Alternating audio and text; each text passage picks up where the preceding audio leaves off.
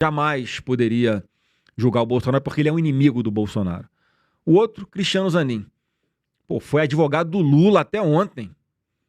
Tá fazendo tudo que ele defendeu, tudo que ele botou no papel na defesa do Lula, ele faz ao contrário agora enquanto ministro supremo, porque é contra o Bolsonaro. Quer dizer, tá ali para seguir ordem do Lula. Não podia estar ali, ele é suspeito, ele tem interesse na causa. E o outro é o Flávio Dino, um outro inimigo declarado do presidente Bolsonaro. O Flávio Dino, Carol, já deu entrevista dizendo que o Bolsonaro é o próprio demônio na Terra, ele tem que ser aniquilado. Esses caras que estão julgando o Bolsonaro. Então, isso, o que é que eles fazem com isso? Porque eram contra o Bolsonaro.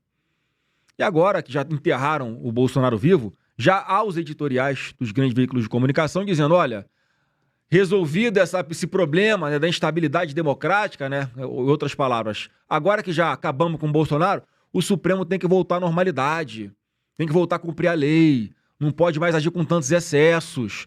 E eles continuam acontecendo, os excessos. Olha, a gente acabou de falar. Um cara simplesmente ignora um pedido médico, de um médico do Albert Einstein, para operar o presidente Bolsonaro, tudo fundamentado, e ele simplesmente acha que não. Vai ouvir um perito oficial, deve ser um perito que ele vai contratar para falar o contrário, não sei o que passa na cabeça dele. Então o Brasil está nesse clima de perseguição, de ódio, que ninguém aguenta mais. Então tem que ter um fim isso. Então a colocação do meu nome para um pré-candidato é também nessa linha.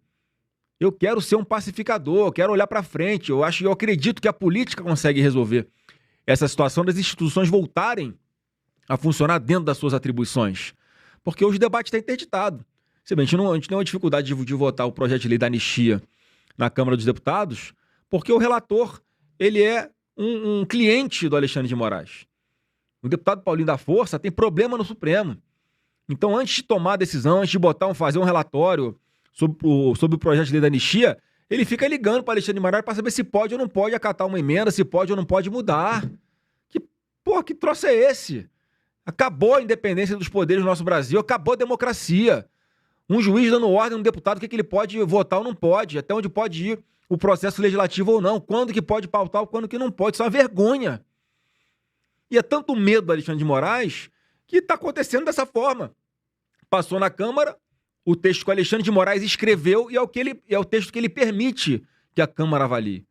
Infelizmente, isso aconteceu lá e agora, na semana que vem, vai ser votado essa mesma redação horrorosa no Senado Federal. E aí a gente vai discutindo para ver se consegue fazer modificações, né? Mas o medo é tanto do cara que até esse debate está interditado. Mas aí, para concluir esse assunto, olha como é que o Jair Bolsonaro, Carol, ele é um cara diferente. Não tem nada igual. Ele sabendo dessa situação, porque só para explicar para o nosso público, lá o que ele mexeu foi reduzir um pouquinho a pena e a gente queria, obviamente, anistiar outros crimes, reduzir mais a pena, fazer o debate parlamentar. Só que essa redação que está sendo aprovada, que foi aprovada na Câmara e agora vai para o Senado, que deve ser aprovada desse jeito lá também, ela, na prática, ela vai permitir que praticamente todas as pessoas, todos os perseguidos do 8 de janeiro, passem rapidamente para o regime semiaberto, ou seja, possam voltar para suas casas, possam voltar a conviver com as suas famílias, exceto o presidente Bolsonaro.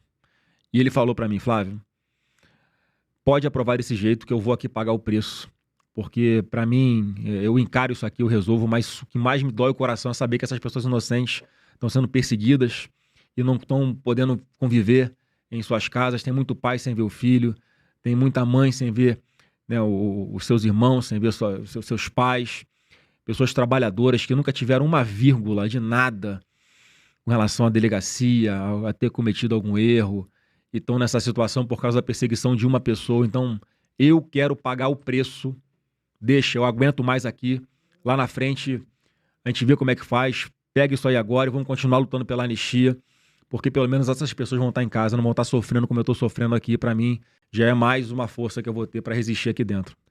Existe um cara desse?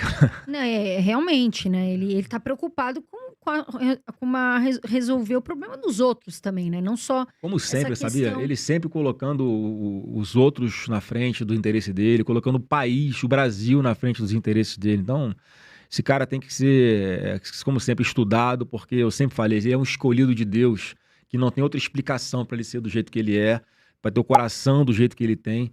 e para ser tratado como se fosse um criminoso perigosíssimo por grande parte da imprensa ou por esses poucos ministros do Supremo. Isso é uma injustiça que Deus vai reparar com toda certeza.